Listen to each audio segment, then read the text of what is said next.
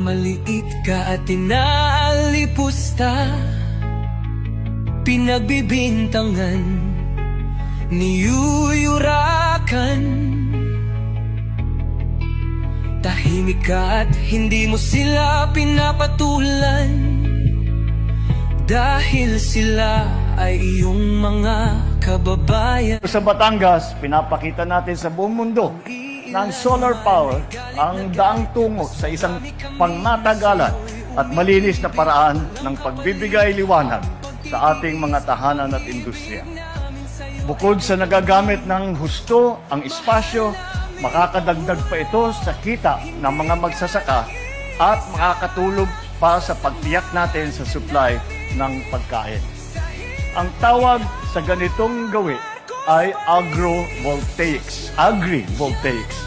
Ibig sabihin, pinagsasabay ang pagtatanim at ang pag-generate ng energy. Ladies and gentlemen, the Philippines is open to the future. We are open to business and innovation. Our arms are open to a future where clean energy is the norm. Ating tatahakin ang hamon ng buhay, titiisin ang mga pasakit at pasaring. Ikaw, ako, lahat tayo'y magtatagumpay. Mahal naming Pangulo, hindi ka nag-iisa.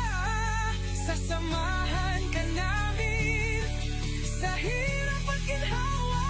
Marcos Facility is a 125 megawatt peak solar with 360 megawatt hour battery.